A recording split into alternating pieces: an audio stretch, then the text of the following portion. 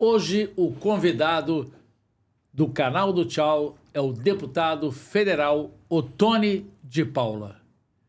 O deputado foi candidato à Prefeitura do Rio. Depois, deixou de ser. Ao meu lado, me ajudando nessas perguntas, o grande cientista político, Jackson Vasconcelos, que vai me ajudar nesse bate-papo aqui no canal do Tchau de hoje. Primeira pergunta para o deputado.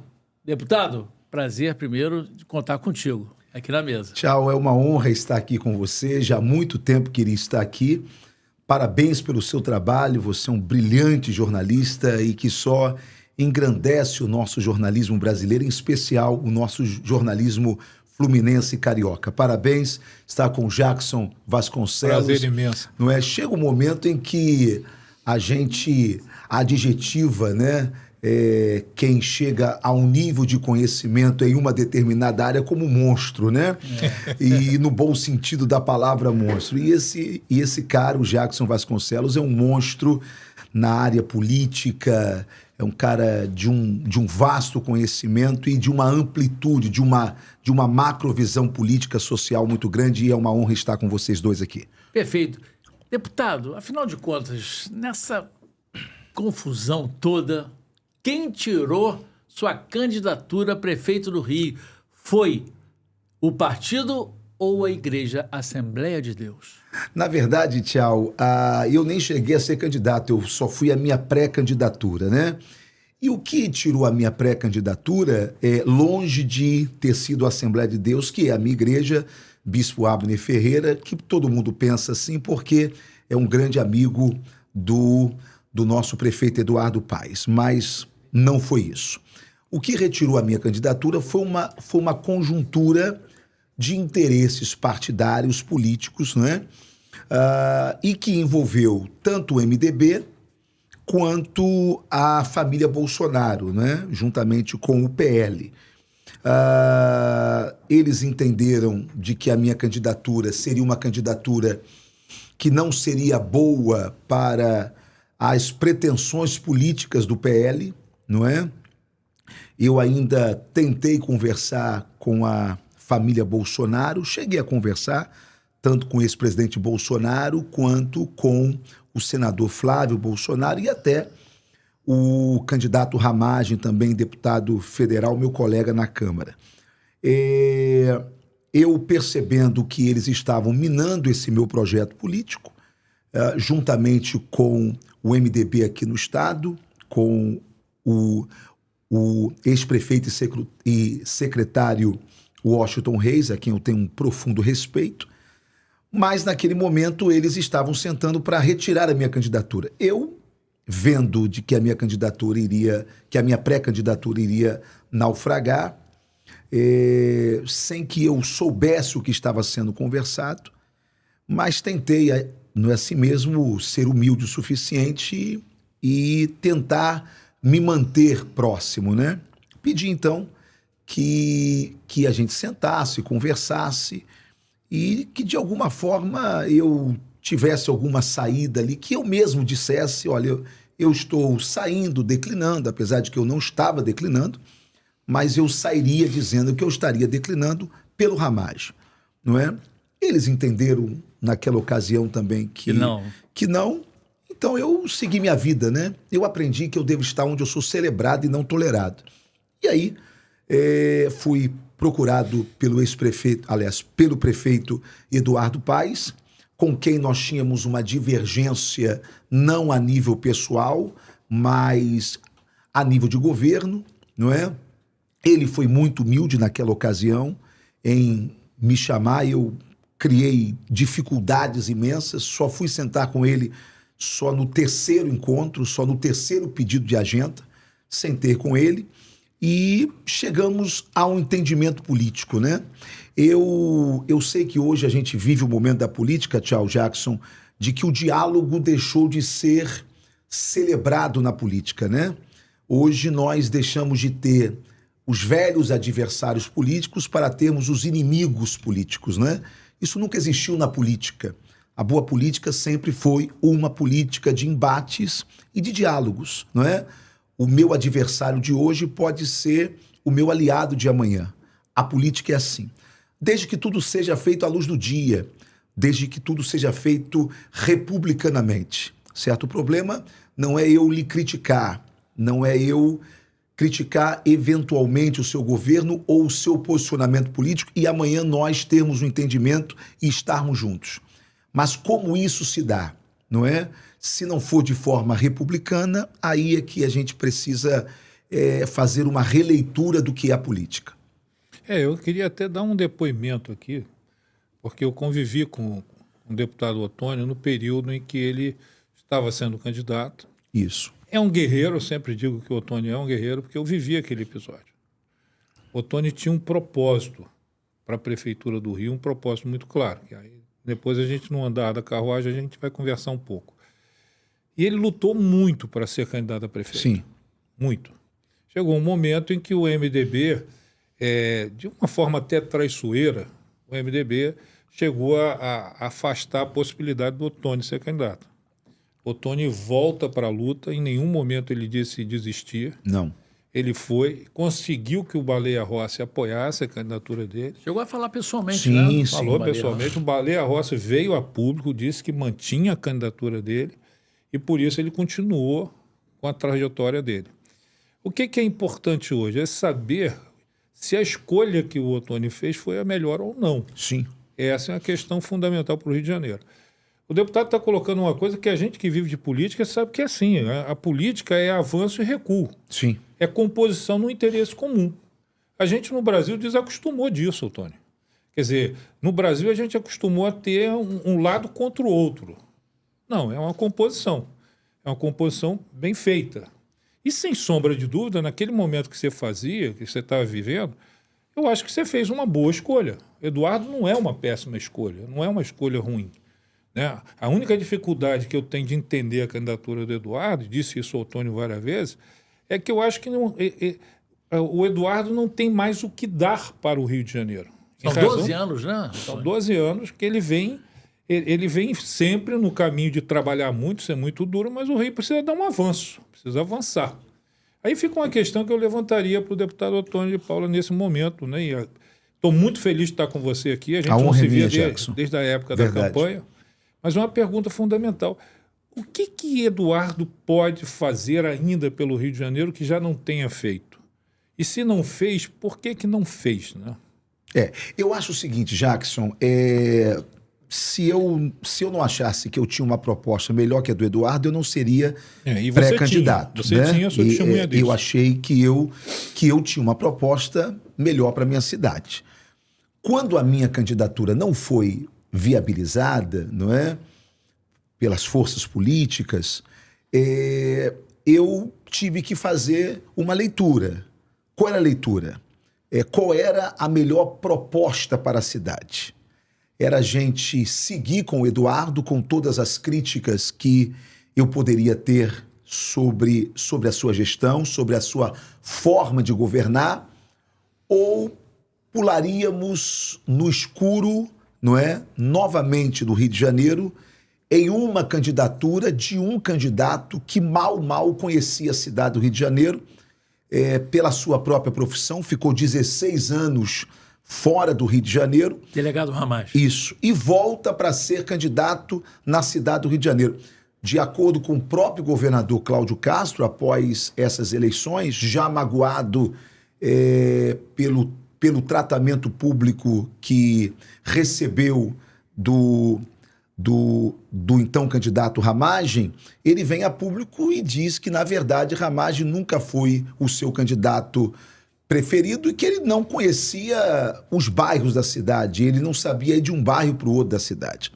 Ou seja, nós estávamos diante, então, de um estelionato eleitoral. Não é? O Ramage, deputado, e que ficou era muito candidato claro do Bolsonaro, isso, exclusivamente. E que ficou claro isso. Então, eu entendi que nós precisávamos, aqui no Rio de Janeiro, manter pelo menos a calmaria, não é? eu fiquei pensando, meu Deus, se nós tivermos um prefeito no Rio de Janeiro que ele não pode conversar com as instâncias superiores, que ele não pode ter diálogo com os ministros da Suprema Corte, que ele não pode ter diálogo com o presidente da República, que ele não pode ter diálogo com a oposição, não é? Porque é isso que o bolsonarismo prega e é isso que o bolsonarismo exige. Deus está comigo e o diabo está com todos os outros, não é? Então, essa forma segregatória de se fazer política me acendeu uma luz vermelha e, mesmo com todas as minhas críticas, eu entendi, e pelo comportamento de humildade do próprio prefeito Eduardo Paes, que aceitou essas críticas, a gente então resolveu andar com ele. Agora, a sua pergunta é: o que se esperar mais de Eduardo Paes? Você sabe, o Jackson, de Eduardo Paes, eu acho que o Rio não pode esperar mais nada da pessoa de Eduardo Paes, depois de 12 anos de governo Eduardo Paes, mas pode se esperar da liderança de Eduardo Paes. O Eduardo, ele é um cara que ele tem o poder, se ele quiser, de se reinventar politicamente através dos atores que ele escolhe para estar ao lado dele. Portanto, talvez ele, enquanto figura política, possa soar para você, que é um grande cientista político, para mim, para outros, a desconfiança de que daquela fonte não sai mais água fresca e nem nova, ok? Mas a capacidade de liderança que ele tem, de saber escolher bem o seu secretariado, isso a gente não pode negar, não é?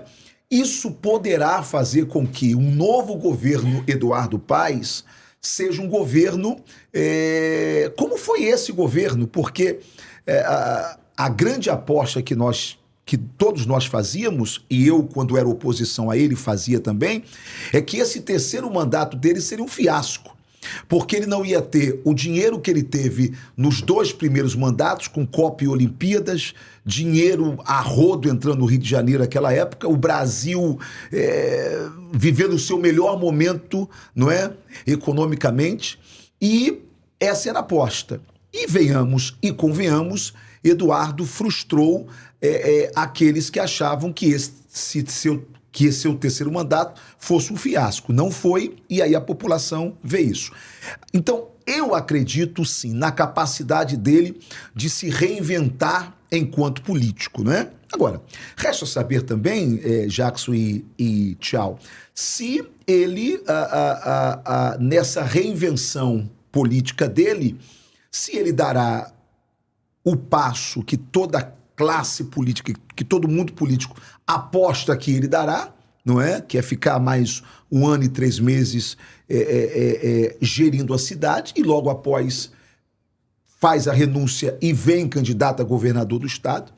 Antes que vocês perguntem por eu estar mais próximo qual é a minha aposta, eu sairia pela tangente dizendo de que crente não faz aposta. Não, olha só, isso é brincadeira. Na verdade, eu não faço aposta sobre se ele fica ou se ele sai. Mas o que você acha?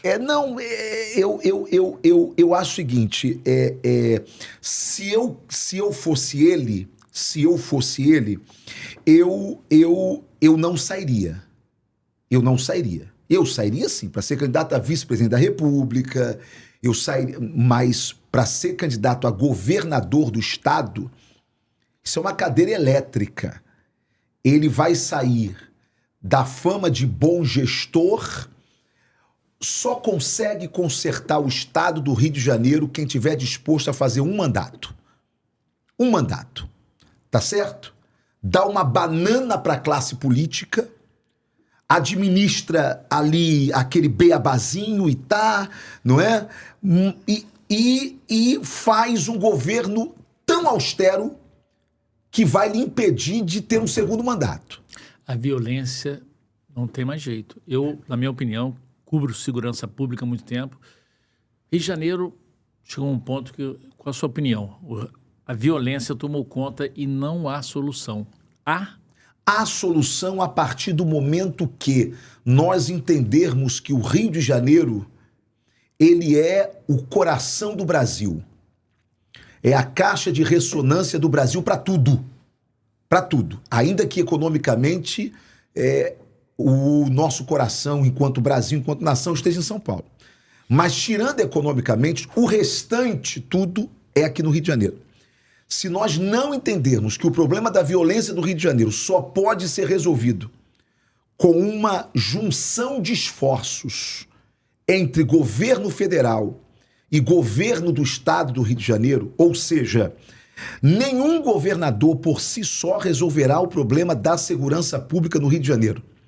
O problema da segurança pública do Rio de Janeiro, primeiro, é um problema moral. Primeiro ponto é esse.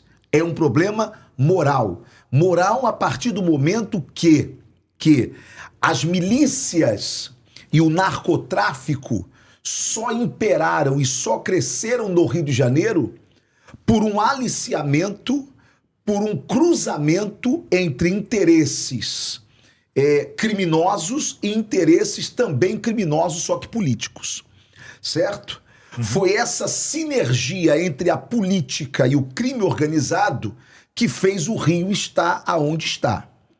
Portanto, como que você vai mudar a história desse Estado se você... É o que o meu pai sempre, que o meu falecido pai sempre me ensinou. Filho, a tropa é o reflexo do comando.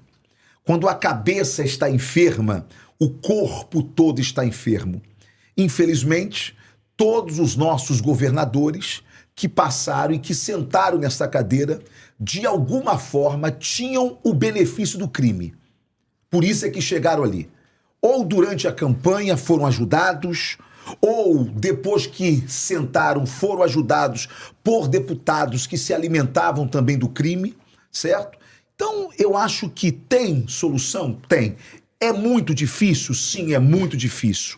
A solução é complicada? Sim, é complicada. Mas a partir do momento em que nós entendermos que isso só se resolve com uma complexa operação que cruza governo federal, governo do Estado, Ministério Público, Justiça e Alerj, tá certo? Se nós não tivermos esta união de forças, realmente nós estaremos em um estado quebrado. A Força Nacional aprendeu uma pistola. Não esquece a Força Nacional. Não, a Força Nacional é polícia para inglês ver. Por que bota aqui então? Isso é ridículo. Exército, Marinha e Aeronáutica estiveram aqui. Aí melhorou a intervenção, mas também... Mas o Antônio citou um fato que é importante. Eu queria voltar a isso. Para conseguir esse desenho que você está colocando, Antônio, é fundamental ter a liderança. Sim. Alguém precisa liderar isso. Quem? E aí, quando você coloca e aí a tua posição muito clara, o Eduardo pode ser, nessa nova fase, né, dele na prefeitura, ele pode se constituir numa liderança com capacidade de formular e de conversar, porque ninguém é melhor do que o Eduardo nessas conversas. Eu disse para o Eduardo o seguinte, Jackson, você tem duas forças políticas hoje no Estado. A que ele representa e a outra, certo? A que não está com ele. Então nós temos duas forças políticas. A que ele representa muito mais organizada e a que ele não representa solta, não é? Nós temos duas forças políticas, mas nós só temos uma liderança política no Estado, que é hoje Eduardo Paes. Só ele. Você não tem. Não tem. O Estado do Rio de Janeiro, Tchau, nunca viveu um momento tão triste e lamentável e que se explica por dois fenômenos que aconteceram, a Lava Jato e o surgimento do movimento bolsonarista, certo? Lava Jato saindo prendendo as principais lideranças políticas, e tinha que prender mesmo, tá certo?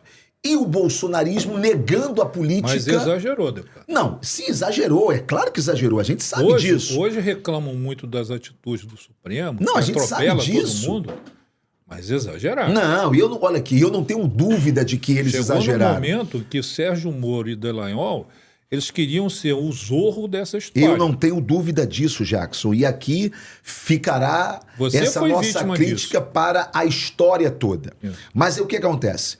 Quando você tem a Lava Jato e o bolsonarismo navegando na onda da Lava Jato, então você tem as principais lideranças políticas do Rio de Janeiro presas e você tem o bolsonarismo que trouxe com ele, certo? Gente negando a política. Gente simplesmente dizendo de que você tinha que mudar, mas só que não podia mudar pela política. E até hoje não disseram como é que muda, né? Simplesmente falando de que eu não posso sentar com você, não posso dialogar com você, porque o demônio está em você, eu estou com Deus, isso aí você é corrupto e eu sou o único limpinho da história. Esse é o bolsonarismo, ok? Então, o Rio de Janeiro hoje está acéfalo. Porque em todo momento da história você tem a transição. Essa transição histórica, geracional. O velho político, o novo político. E aí você tem aquele lapso temporal ali que você fala, e aí, quem é o líder? Nesse momento não, você não tem um lapso temporal. Tá durando você muito. tem um abismo. Você tem um abismo ou uma cova temporal, não sei como é que é o nome. Deputado, você não tem liderança será mais. A voz ativa com o Eduardo? Sim. Porque ele é o caminho. Não, olha só, deixa eu só lhe contar aqui uma coisa.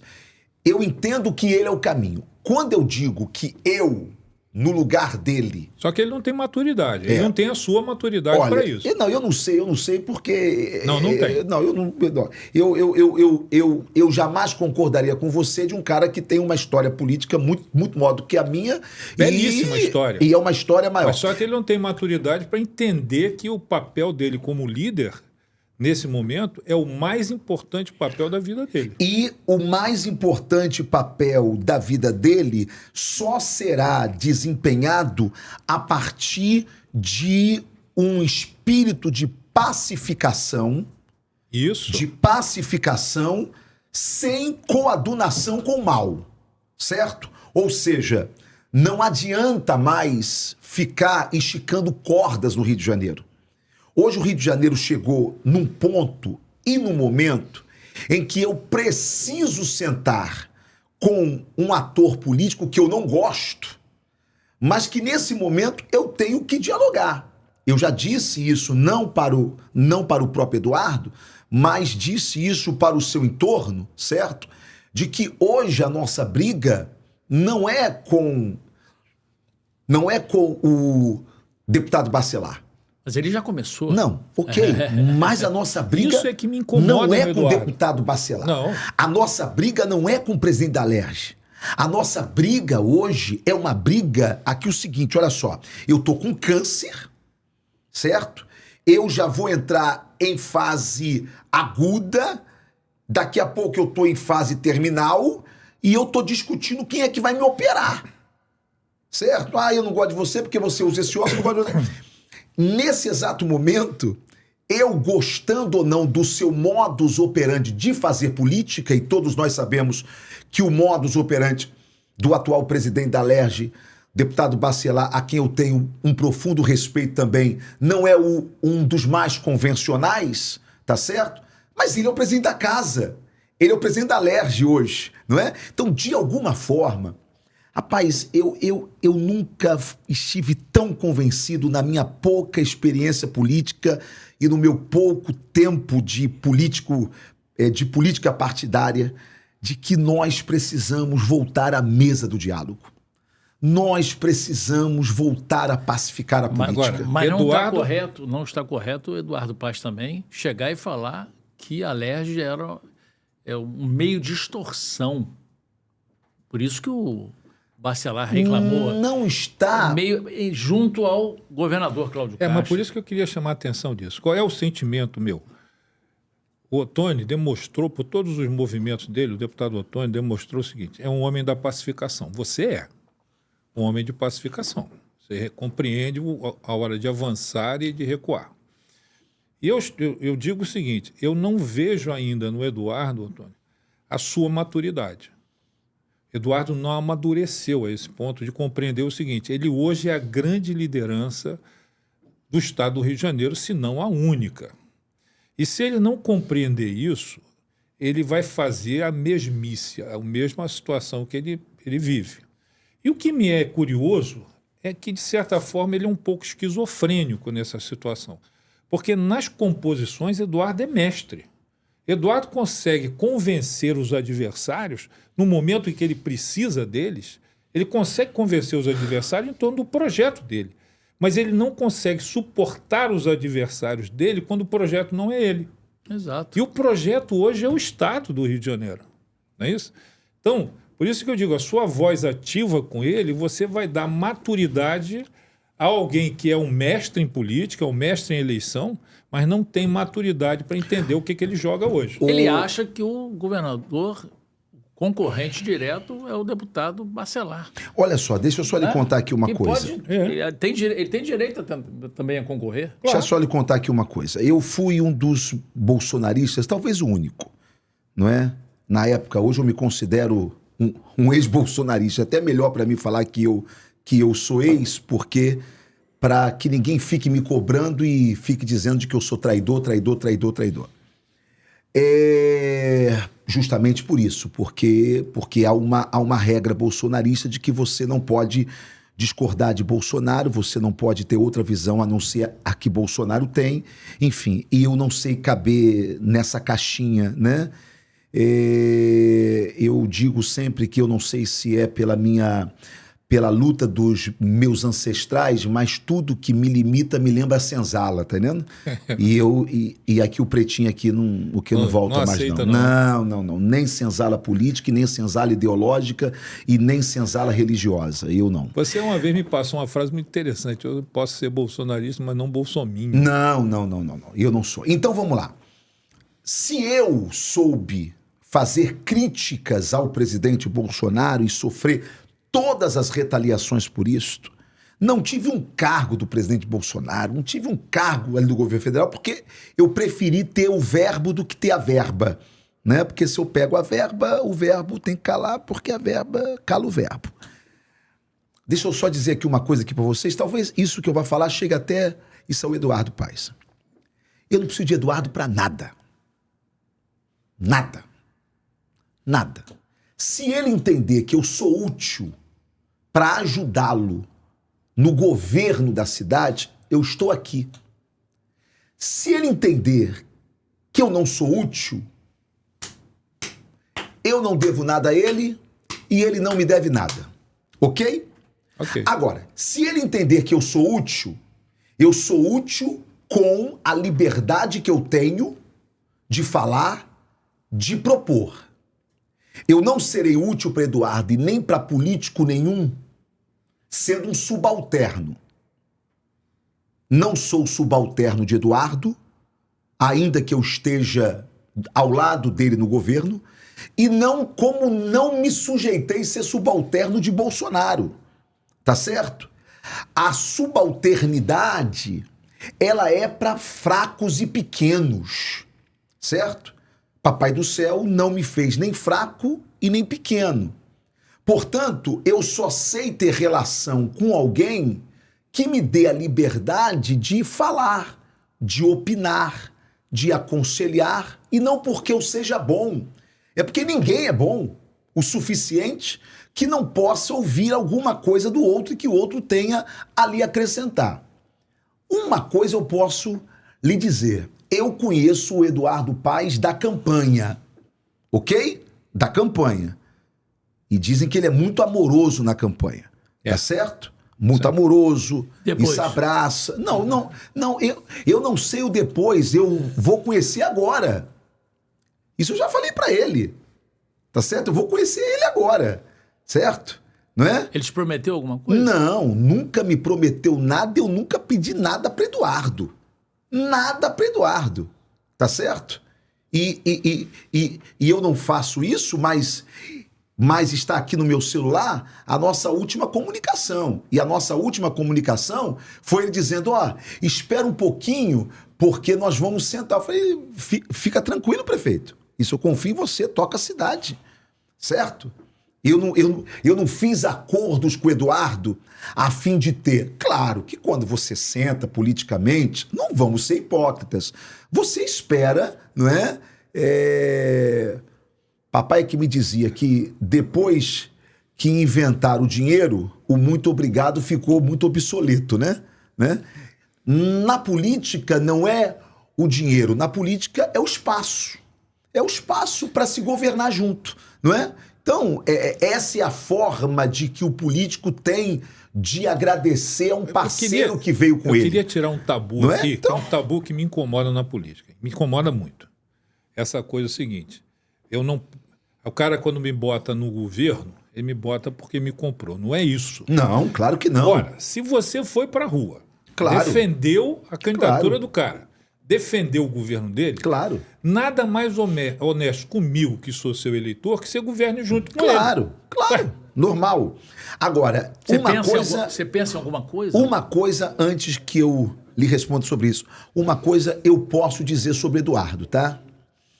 Em uma das minhas conversas com o Eduardo, e eu não esperava ouvir isso dele, Eduardo disse assim para mim: ô Tony, você não me conheceu antes. Eu era insuportável. Ele falou para mim. E era mesmo. Eu era insuportável. Eu era arrogante, eu era altivo. Eu fazia isso, fazia aquilo e blá, blá. Cara, eu era assim. E eu entendi que se eu não mudasse, ninguém ia me suportar por muito tempo. Ele admitiu para mim coisas que a rua diz sobre ele, não é? Tipo, Eduardo, ele não cumpre o acordo, o Eduardo é ruim de atender e tá. E ele mesmo reconhece esses furos que ele deu ao longo da carreira política dele, não é? Então, hoje, eu acho que eu tenho que eu cheguei no melhor momento da história do Eduardo, que é o momento em que todos nós amadurecemos em alguma área da vida, né? Então, eu acho que o Eduardo está maduro, e claro que é nesse mandato que ele vai mostrar isso, que ele está maduro para, quem sabe, ser esse grande líder que o Estado espera dele, para que ele faça esse processo. Repito que eu acho que ele tem que ter muita coragem, porque ele vai colocar o nome, a carreira política dele, não é? Em xeque, porque sentar nessa cadeira de governador hoje, você não pode ter futuras pretensões políticas. Você tem que entender que você está indo para um lugar onde você encerrou a sua carreira. Hoje é assim.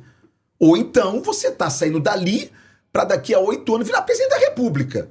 Porque quem consertar o Rio vira presidente da República. Verdade. Porque tá o Brasil todo olhando para cá. Agora, se não consertar também, não é? Tem 2 caminhos. O da glória, que é não sair preso, não é? Isso aí já é a glória. Ser governador do Rio e não sair preso, já é a glória. O cara pode pendurar ali um troféu, dizer, olha, eu saí e não saí preso. Ou então, sair queimado, esfacelado politicamente. Por isso é que eu disse lá no início aqui do nosso bate-papo que se eu fosse o Eduardo, eu terminaria esse meu mandato. Hoje, se eu fosse fazer uma aposta aqui com vocês, Eduardo, se eu for fazer aqui uma aposta, Eduardo é candidato a governo do estado do Rio de Janeiro, tá? Movido por quê?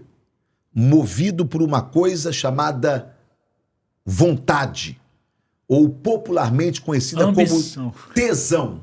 Não é ambição, porque hoje nada pode ser mais ambicioso do que está onde ele está. Ô, tchau, a cidade, a prefeitura do Rio de Janeiro vale mais do que o Estado hoje. A prefeitura tem mais dinheiro do que o Estado hoje.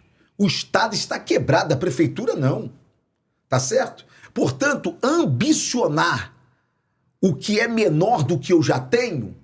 Então, eu acho que o que move Eduardo não é ambição. Aí eu vou falar um termo popular.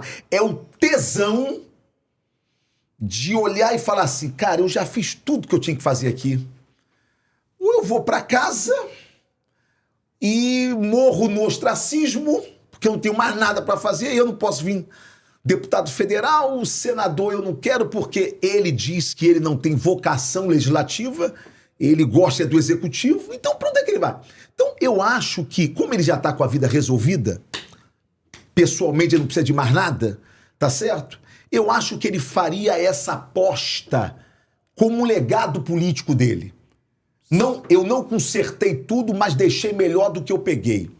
Eu acho que ele é movido por isso. Prefeitura tem que cuidar de segurança? Prefeitura tem que cuidar de...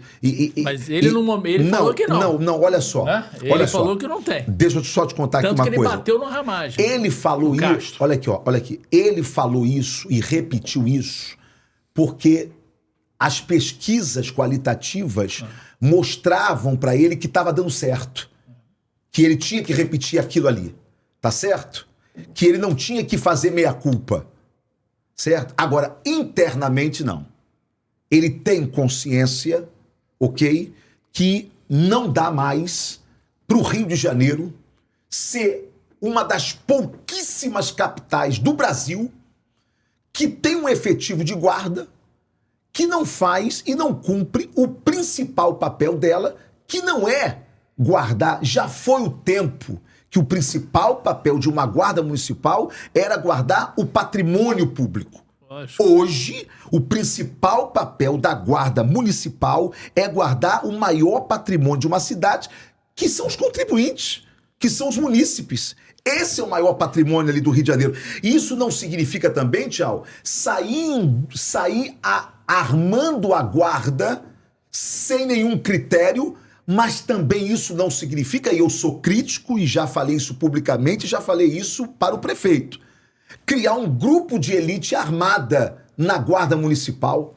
Primeiro porque você vai colocar em risco todas as outras guardas, todos os outros guardas que não fizerem parte daquele grupo de elite, porque a bandidagem ela vai entender qual é o guarda que tem a arma e aí qual é o guarda que não tem arma. Tá certo?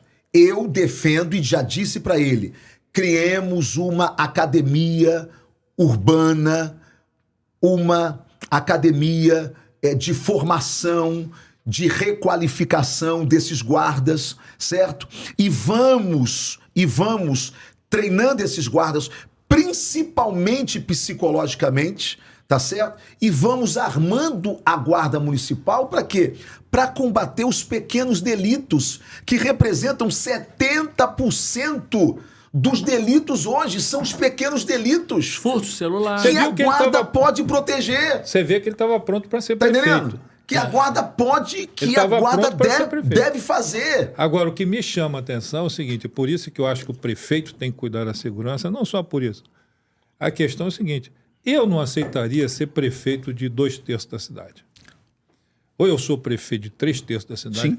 Eduardo hoje é prefeito de menos de 2/3 da cidade. Sim. Um pouco mais de 1/3 não está sob o comando dele. Ele não tem autonomia como prefeito para agir nas favelas. Ele não tem autonomia como prefeito para usar Complexo do Alemão. Então não adianta ele dizer que não tem nada a ver com a segurança. Ele, enquanto não tiver nada a ver com a segurança, seja ele, seja quem for, e você vê que o Ottoni estava mais preparado que ele para ser prefeito nesse campo, vai governar por menos cidades do que o eleitor deu a ele. Né? Quando você vota no Eduardo para ser o prefeito da cidade, você está votando no cara para ser prefeito da cidade toda. Sim. Então eu acho que é um pouco falta de juízo isso. O que me chama a atenção, e eu volto a dizer, se você tiver voz ativa nesse governo do Eduardo, e para fazer ele compreender que ele não é mais o Eduardo, o Dudu, né, que faz parte do carnaval, que leva essa vida tranquila, o bom cariocão. Ele hoje é a única expectativa de liderança política do Estado. Sim. Não existe outra expectativa. Se ele não assumir esse papel, seja para governador ou não, que eu tenho certeza que ele é candidato a governador, até pela luta que ele fez para ter o vice. Né? Eu, como estou muito tempo nessa história, eu me lembro que César Maia não conseguiu disputar a segunda vez o governo do Estado porque enfiaram nele o Otávio Leite como vice. Naquela situação, eu estava lá, a gente negociou e tal. Ele disse para mim na época, disse assim, quando o PSDB me enfiou o Otávio, me impediu de sair da prefeitura. O Eduardo Paes sabe que era assim, viveu aquela circunstância e hoje colocou o vice que ele queria. Sim. Mas Ele será? colocou? E aí, vamos lá. Se ele realmente assumir, vamos supor que ganhe o governo do Estado ou não ganhe, ou que o Bacelar Sim. saia da disputa ou não saia, ele deixou um Eduardo Cavalieri. Cavalieri, que foi deputado estadual, É. E será que o Eduardo Cavalieri tem essa pegada para ser perfeito? Aí eu vou citar... Aí vai ficar nos dois. Aí eu ele vou pode citar... dominar tudo. Aí eu vou citar São Paulo, quando ele diz para Timóteo, seu filho na fé e seu filho ministerial, está na Bíblia. Timóteo era um jovem pastor, isso era um menino quando ele chegou em uma igreja que Paulo lhe mandou para lá. Aí Paulo disse assim, Timóteo, ninguém te despreze pela sua idade. Antes seja o exemplo dos fiéis, no trato, na cordialidade, Paulo confiava naquele jovem obreiro porque foi formado por ele, ok? Eduardo confia cegamente em Cavalieri por duas razões. Por duas razões. Eu não conheço aquele relacionamento profundo, mas o pouco que eu já estive próximo a eles, eu posso falar quais são as duas razões. Primeiro, é seu aluno, certo? Formado das suas entranhas políticas, certo? E segundo, é obediente. Ou seja, é alguém que vai tocar a cidade com a capacidade que Eduardo lhe ensinou, lhe ortogou, certo? E não vai dar nenhum cavalinho de pau, tá certo? Ou seja, a cidade vai ser tocada e vai continuar sendo tocada no estilo Eduardo Paes. Porque ele vai estar no governo. É isso, certo? Se tiver. E digo aqui uma coisa, o pouco que eu conheci o Cavalieri é um rapaz de uma lucidez, de um polimento político. O próprio Eduardo diz que se ele tivesse a capacidade que o Cavalieri tem de conversar, de ter paciência, de dialogar, ele hoje estaria muito mais à frente do que está. Então, tudo bem de que a gente pode olhar, até porque a gente comparou muito Cavalieri com Pedro Paulo, né? Pedro Paulo é um político experiente, Pedro Paulo já é um político testado, não é? É um dos mais brilhantes deputados federais do Brasil, eu nem falo aqui do Rio de Janeiro, tem uma capacidade incrível, Pedro, tá certo? Mas foi preterido por uma circunstância do momento, e Eduardo ele não queria correr risco naquele momento, apesar de que eu acho que foi uma grande injustiça, não é? De que Pedro Paulo ali sofreu, não por parte do Eduardo, mas pelas circunstâncias, não é? Então, eu acho de que o Cavalieri, ficando prefeito da cidade, será um grande gestor. A gente só tem que lembrar aqui de uma coisa. O Cavalieri é a mesma história do Eduardo, praticamente, Isso mesmo. quando assumiu a prefeitura. Eduardo era um garoto, Eduardo era um deputado federal, não é? De primeiro mandato, não é? Com pouca experiência política dele próprio, não é? Mas que teve um grande professor chamado César Maia. Isso mesmo. Então, essa história está se repetindo. E como se desconfiou de Eduardo lá atrás, não é? É normal que se desconfie desse segundo Eduardo agora, mas eu acho Cavalieri, que no papel de Cavalieri. mas eu acho que poderá ser uma grande e boa surpresa para a cidade do Rio de Janeiro. Vamos partir para Brasília? Vamos, né? Esse recente episódio teu lá com Lula, o presidente Lula. Você antes tinha, né, chamado ele até de ladrão, né? Sim. E muita gente ficou meio abismada, meio evangélico, né? Porque você chegou lá e rezou, fez uma série de... Isso, uma oração por ele. Exatamente, orações lá. essa parte dos evangélicos, você não sentiu uma irritação por parte deles? Vamos lá. Primeiro, o que me move? O que me move é a minha consciência. O que me move é o sentimento do dever, certo? Eu não sou muito movido, apesar de que eu deveria até ser mais, porque eu sou um político e eu vivo de voto, mas eu não sou muito movido por sentimentos alheios. Eu entendo que eu estou indo por um caminho e que, se alguém não entender neste momento, entenderá lá na frente, conforme for acompanhando a minha trajetória política. Muito bem. Eu não me arrependo do conteúdo das minhas críticas ao atual presidente da República. Eu me arrependo da forma, tá certo? Até porque você vivia em um momento no Brasil aonde as adjetivações mais grosseiras dizia que você era mais patriota. Então, quanto mais agressivo, quanto mais beligerante, ok? Você era tido como mais conservador, mais patriota, e eu naveguei naquelas águas ali, não é? E não fiz isso como artista, falsamente, fazendo um teatro, não. Era a minha verdade naquele momento, não é? Ottoni mudou? Não. Ottoni não mudou no conteúdo. Ottoni mudou na forma. Porque a maturidade nos faz mudar, certo? A maturidade nos faz reconhecer erros e acertos, não é? Por exemplo, eu fiz uma live com o então candidato à reeleição Marcelo Crivella, à época, quando ele estava vindo a essa reeleição, e no auge da minha empolgação, eu fiz uma ilação com o PSOL, com o Freixo, na época, não é?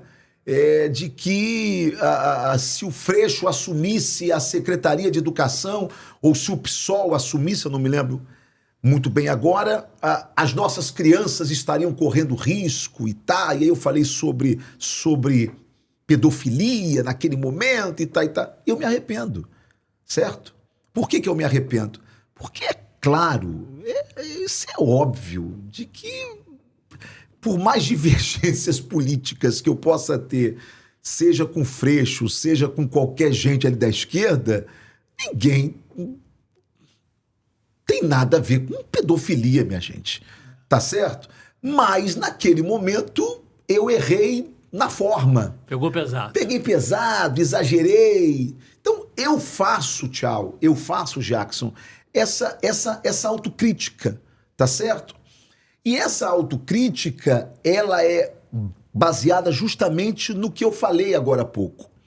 Se nós não tivermos a capacidade de sentar à mesa para dialogar, pegar um pouquinho das nossas diferenças e aí falar o seguinte, ó aqui, vamos embora colocar isso aqui de lado agora, vamos embora falar sobre o Brasil, vamos conversar sobre o Brasil? Muito bem. O que me fez ir até o presidente da República? Primeiro, que não estava nada marcado. Até segunda-feira, 21 horas, eu não sabia que na terça de manhã eu ia estar em Brasília com o presidente da República. Não sabia. O que aconteceu? Ele ia sancionar o projeto de lei do Dia da Música Gospel, dia 9 de junho, e simplesmente o Planalto não comunicou isso à frente parlamentar evangélica. Não comunicou. Por isso é que eu quero até colocar claro aqui para você, em primeira mão, que todos os seus colegas jornalistas erram quando eles falam de que o Palácio do Planalto está tentando uma aproximação com os... Não está tentando, não está tentando. E não está tentando por quê? Porque Lula tem receio desta aproximação. Ele está sendo conservador nesta aproximação. Com os evangélicos. Ele não quer que alguém pense que ele esteja misturando política com religião, que é a grande crítica que ele faz ao seu oponente, que é Jair Messias Bolsonaro. Então, nesse ponto, eu preciso fazer uma meia defesa de Lula, dizendo de que nem este movimento do sancionar dessa lei foi um movimento de aproximação. Ah, por que ele fez isso? Porque tinha que fazer. Era o prazo, ele tinha que assinar. Bem, se ele quisesse fazer um movimento de aproximação, aquele seria o melhor dia do mundo, certo? Era só fazer um cerimonial bonito, nós levaríamos os melhores cantores gospel lá e lotaríamos aquela parte ali de baixo, né? Fazia uma grande cerimônia. Não, foi uma cerimôniazinha com mais 4 cerimônias de sancionamento de outros projetos de lei.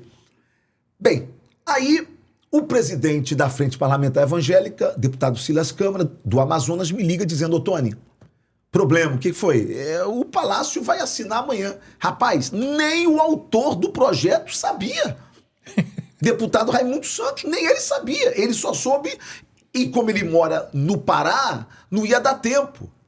O Silas mora no Amazonas, não ia dar tempo. Me chamaram. Eu falei assim: ô Silas, você sabe que eu vou apanhar, irmão. Sabe que eu vou apanhar, porque vão ligar a máquina de triturar a reputação do bolsonarismo e vai todo mundo agora.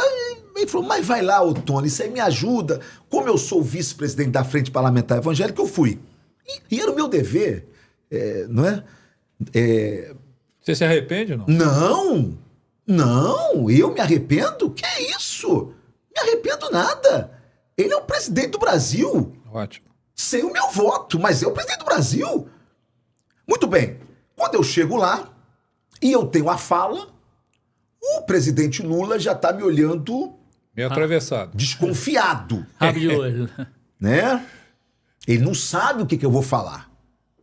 É a primeira vez que nós estamos juntos. Você acha que passou na cabeça dele? O que esse cara está fazendo aqui? Passou tudo na cabeça dele, certo? Uhum. Padilha, não é, que é o ministro das Relações Institucionais, passou para mim e olhando para mim falando assim: tudo bem, Otônio? Eu falei: tudo bem, Padilha. Isso é tranquilo, e tá. Chegou a minha hora de falar. O que eu faço? Eu já tinha na minha cabeça, Jackson, de que nós sofremos um problema muito sério na igreja evangélica do Brasil. E qual é o nosso problema? A igreja foi sequestrada por uma pauta política.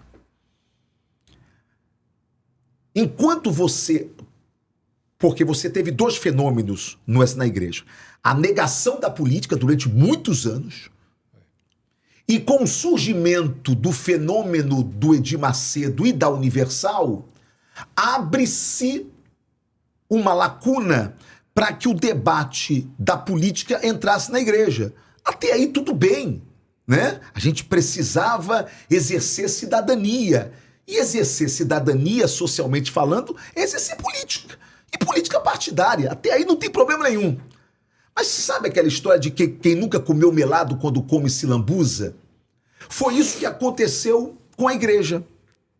Com o advento do bolsonarismo e com as ideias da direita e do conservadorismo enquanto ideologia política, se assemelha muito aos nossos princípios de fé e princípios de moralidade judaico-cristão, nós acabamos tomando para nós aquilo como se fosse nosso. Certo? E começamos a achar que Jesus é de direita. Falaram para mim assim: você não vai comentar essa besteira que Lula falou, que Jesus é de esquerda? Eu falei: eu comento, desde que eu tenha liberdade de também falar que pior do que o Lula, que é um cara que não conhece a palavra de Deus, dizer que Jesus é de esquerda, é o pastor que conhece a palavra falar que Jesus é de direita. É pior. É pior por quê? Porque é pegar o divino e colocar numa caixa ideológica. O meu Cristo não cabe dentro das ideologias políticas humanas. Ele é Deus. Nem direita nem esquerda. Ele está fora disso. Fora disso. Pelo contrário, ele é tão soberano que aonde eu vejo a bondade, o amor ao próximo, o socorro ao necessitado, ali eu estou vendo Jesus. Aonde eu vejo liberdade econômica, que foi um pressuposto, não é? Do próprio protestantismo, né? Ali eu estou vendo Jesus, não é? Então, eu posso ver Jesus em alguns pressupostos da esquerda e eu posso ver Jesus em alguns pressupostos da direita. Pastor Otônio, deputado Otônio... Os conceitos. Eu vou fazer uma provocação, só uma provocação. Sim. Você abriu com a gente falando sobre o juízo final. Você disse assim, aqueles Sim. que me viram preso, me foram lá, Isso. me viram nu e me vestiste e tal, né? Palavras de Cristo. Só uma provocação. No juízo final, a direita estavam salvos, a esquerda foram aqueles que foram mandados para o inferno. Sim, sim. E aí o que acontece? Quando os pastores pegam esse tipo de texto, que eu sei que é uma provocação sua, quando os pastores pegam esse tipo de texto, não é?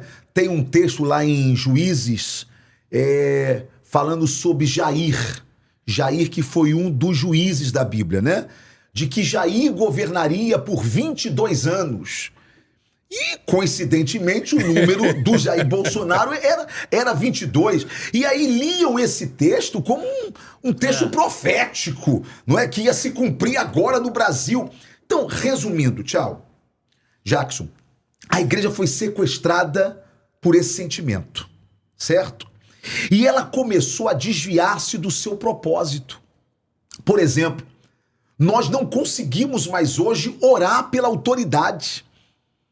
Ou seja, eu só consigo orar pela autoridade que eu votei. Da minha ideologia. Da minha ideologia. Sendo que a Bíblia diz que toda autoridade vem do Senhor e nos manda orar pelas autoridades para que nós tenhamos dias de paz. Certo? Crente passou a defender arma. Crente passou a defender que bandido bom é bandido morto. Crente passou a ser contra a Bolsa Família, que mata a fome do necessitado. Tá entendendo? Por quê? Por conta de uma ideologia. E aí eu vou te provar que isso é coisa de agora. Lula enfrentou Collor. Lula enfrentou FHC 2 vezes. Dilma foi presidente do Brasil 2 vezes.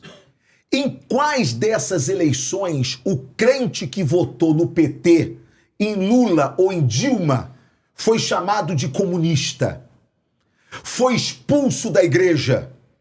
Em que eleição que o pastor subiu no altar e disse, se for votar no Lula, pode sair daqui? Isso é coisa de agora. É agora! Esse fenômeno do ódio que dividiu famílias, casais, acabou com o Natal, separou irmãos, tirou gente da igreja. Isso é um fenômeno de agora. Sequestrou a bandeira nacional. E eu vou dizer por quê. Porque como a gente não podia levantar a bandeira do PL no altar, a gente levantava a bandeira do Brasil. Eu fiz esse... Eu estava agora com uns 10 pastores que votaram em Bolsonaro como eu, e aí eu questionei, falei, gente, cadê a bandeira do Brasil? Que estava sempre nos nossos altares e que nós levantávamos. Cadê? Esta é a prova de que o pavilhão nacional foi, em algum momento, sequestrado por um lado da política, né? Ou seja, patriota é só aqui. Quem vota lá não é patriota, lá é comunista. Deus está aqui e o diabo está lá. Você quer ver a arrogância do bolsonarismo a que ponto chegou? Eu sei que eu vou ser muito criticado e que vão entrar na sua rede, ô Tony traidor e tá. Mas eu não tô nem aí, eu tô em paz com a minha consciência, eu tenho um papel diante do meu Deus, eu tenho um dever moral de dizer, larguem a igreja. A igreja não é Lula, a igreja não é Bolsonaro, a igreja não é PT, a igreja não é PL. Larguem a igreja. Agora você quer ver? Mas não tem medo de perder votos? Eu não tenho medo de perder voto porque política para mim é uma missão. As pessoas talvez não acreditam no que eu estou falando, mas pode acreditar agora. Qual é o político que ia se expor como eu estou me expondo se eu não acreditasse que a política na minha vida é uma missão? O altar é o meu chamado. E eu não vou abrir mão do meu chamado por causa de uma missão temporária. Amigo, eu sou deputado por 4 anos. Se não quiser me reeleger, não tem nenhum problema. Democracia. Agora, eu não vou vender a minha consciência para ter mandato eleitoral. Olha a arrogância do bolsonarismo e olha como eles acham que são donos da igreja, hein? Quando eu resolvi apoiar o Eduardo Paes, o senador Flávio Bolsonaro, em uma entrevista a uma de suas colegas, Berenice Seara, ele disse o seguinte: agora o deputado Ottoni vai ter que se explicar com a igreja. Por que ele está apoiando o Eduardo Paes? Eu achei aquilo de uma prepotência, e olha que eu respeito o senador Flávio Bolsonaro, mas eu achei de uma prepotência, de uma arrogância tão grande aquilo, quer dizer que para ele, eu não estar apoiando o candidato que o pai dele apoia, eu tenho que, é como se eu tivesse em pecado, é isso mesmo? Eu tenho que chegar para a igreja, explicar a igreja, pedir perdão à igreja? Isso é o supra-sumo da arrogância política. Por exemplo, quando é que o presidente Bolsonaro esteve aqui reunindo pastores para apoiar o Ramagem? Quando é que o senador Flávio Bolsonaro esteve aqui chamando os pastores para desenhar uma proposta política para o Rio de Janeiro? Nunca. Você sabe por quê? Porque eles acham que a igreja já é deles. Que a igreja vai ao passo deles. Pior que estava mesmo indo. Nós criamos, e não é culpa do presidente Bolsonaro, nós criamos uma espécie de bezerro de ouro, certo? E programa do Tchau. Esse bezerro de ouro que nós criamos foi uma espécie de adoração que nós começamos a fazer a um ser político. Que, aliás, o Tchau, você sabe de que na igreja evangélica a gente tem um problema muito grande com a questão da idolatria, né? Isso é um preceito nosso e somos radicais nisso. Por exemplo, se eu quiser que a igreja bata palma para você, eu digo assim, essa é uma expressão, principalmente naquelas igrejas mais tradicionais. A gente fala assim, vamos aplaudir a Jesus pela vida do Tchau. A gente não diz vamos aplaudir o Tchau. Por quê? Porque a gente tem receio desse negócio de dividir a glória de Deus, certo? Bolsonaro era chamado de mito dentro da igreja, rapaz. Dentro do templo. E a gente ficava cego sobre isso. Então, resumindo, quando eu fui até lá, eu fui nessa missão. E aí, o presidente assustado, o que ele vai falar? Eu fiz, não 2 elogios, eu fiz 2 reconhecimentos, que deixou o bolsonarismo enraivecido comigo. Eu reconheci que em 2003 Deus usou o presidente Lula para, depois de uma luta no Congresso Nacional, que teve o apoio do PT, e só teve o apoio do PT porque ele liberou, ok? Ele sancionou o projeto de lei que corrigia o Código Civil brasileiro, o novo Código Civil, que reduzia as igrejas evangélicas a uma simples associação, onde os nossos estatutos não iriam prevalecer, certo? Por exemplo, se 2 pessoas do mesmo sexo, que nós temos que respeitar, porque são cidadãos que pagam os seus impostos, né? Ninguém pode agredir ninguém pela sua opção sexual, por exemplo. Mas nós temos um dogma de que nós não casamos pessoas do mesmo sexo. Muito bem. Se o Código Civil, se o Lula não tivesse sancionado a lei que passou a ser chamada de Lei de Liberdade Religiosa, o que iria acontecer? Iria acontecer algo simples. Nós seríamos obrigados, por exemplo, a casar pessoas do mesmo sexo. E se eu falar que hoje nós só não casamos pessoas do mesmo sexo dentro dos nossos tempos porque Lula sancionou a lei? Então é graças a Lula. Certo? Por quê? Ah, mas ele sancionou porque ele tinha que sancionar. Não. Ele podia não sancionar. De se negar. E aí o Congresso derrubaria, ok. Mas ele podia se negar. Quando o presidente sanciona, você sabe disso, é um gesto que ele está fazendo àquele grupo social. Fiz esse reconhecimento e reconheci que os evangélicos são os grandes beneficiados dos programas sociais do governo, porque nós fazemos parte da base da pirâmide, não é? E orei pelo Lula. Cantamos hinos e oramos pelo Lula. E aí, eu fico feliz até, eu estive ontem com o ministro Padilha, e ele disse, olha, o Lula mandou agradecer pela oração, porque ele me disse, Padilha, que luta, aquela queda, ainda bem de que a igreja esteve aqui orando por mim. Não é? Então, eu não me arrependo, eu acho que eu estou cumprindo um papel, não é? Religioso, sim, mas, acima de tudo, um papel pela minha nação. Vamos deixar a igreja ser igreja. Última pergunta. O que o senhor acha sobre a ex-deputada Flor de Lis? Flor de Lis? Eu acho que a Flor de Lis, ela é o caso daqueles que estão na igreja, mas não foram mudados pelo Senhor da igreja, não é? É o caso em que Jesus disse, muitos naqueles dias dirão, Senhor, em seu nome preguei, em seu nome cantei, em seu nome fui político, em seu nome, e Jesus dirá abertamente a eles, nunca lhes conheci. Conheci aqui não é ter te visto. Conhecer aqui é uma palavra no grego que é nunca nos relacionamos. O céu não é de quem Jesus conhece vendo, porque ele vê todo mundo.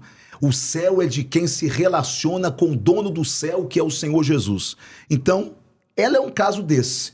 Estava na igreja, era contada como uma da igreja, mas nunca teve a transformação que se para quem está na igreja. Que aconteceu com Judas também. Exatamente. Chegou a sentir raiva dela? Dela, não. Eu não sinto raiva nem do Alexandre de Moraes. É? Como é que eu vou sentir dela? Porque... Seu coração não tem espaço para isso. Não. Aliás, se eu oro pelo Alexandre de Moraes, por que eu não posso orar pelo Lula? Não é verdade? Essa é a minha obrigação, isso aí como cristão, senão eu não sou cristão. Exatamente. Vamos agora acabar por fim, ao Canal do Chau. Foi bom o Canal do Chau de hoje. Foi maravilhoso. Desculpa porque eu falo muito, né? Mas o deputado desabafou. E eu acho que, quando eu perguntei essa última pergunta pela Flor de Lis, porque estava no momento, né? Que ela chegou já como líder ali da bancada, não foi?